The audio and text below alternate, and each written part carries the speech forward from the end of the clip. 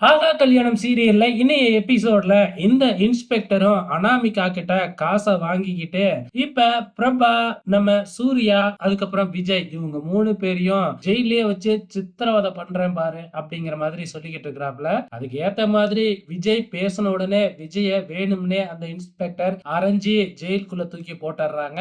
இப்ப ஜாமீன் கண்டிப்பா இந்த இதுக்கு கிடைக்காது அப்படிங்கிற மாதிரி ஒரு பக்கம் வக்கீல் வந்து பாத்தீங்கன்னா வெளியில இருக்கிறவங்க கிட்ட பேசிக்கிட்டு இருக்கிறாங்க. சோ இப்ப என்ன பண்ணலாம் அப்படின்னு யோசிச்சுக்கிட்டு இருக்காங்க. இந்த பக்கம் வந்து பாத்தீங்கன்னா ராஜேஸ்வரி ஹாஸ்பிடல்ல அட்மிட் பண்ணிருக்காங்க இல்லையா, ரொம்பவுமே சீரியஸான நிலைமையில.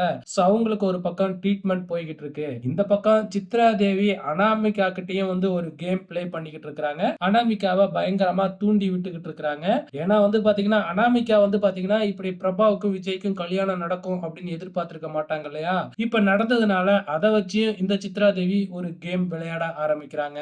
இந்த பக்கம் வக்கீல் வந்து பாத்தீங்கன்னா நம்ம சூர்யா கிட்டயும் விஜய் கிட்டயும் பேசுறாங்க. அப்ப நம்ம சூர்யா இருந்துகிட்டு எப்படியாச்சும் பிரபாவையும் விஜயும் மட்டும் இதுல இருந்து காப்பாத்தி விட்டா போதும், குறிப்பா பிரபாவை வந்து பாத்தீங்கன்னா எப்படியாச்சும் வெளியில எடுக்கணும் அப்படிங்கிற மாதிரி பேசிக்கிட்டு இருக்காங்க. அதுக்கு ஒரே ஒரு வாய்ப்பு தான் இருக்கு அப்படின்னு சொல்லி வக்கீல் ஒரு பிளான சொல்றாரு. அது என்ன பிளான் அப்படின்னு பாத்தீங்கன்னா, நான் தான் இது எல்லாத்தையுமே மறைச்சு இந்த மாதிரி கோர்ட்ல இருந்து வந்திருக்கிற ஆர்டர் எல்லாத்தையுமே நான் தான் வேணும்னே மறைச்சேன் அப்படின்னு நீங்க ஒத்துக்கிட்டீங்கன்னா ஆட்டோமேட்டிக்கா விஜயும் பிரபாவும் இந்த கேஸ்ல இருந்து வெளியில வந்துருவாங்க.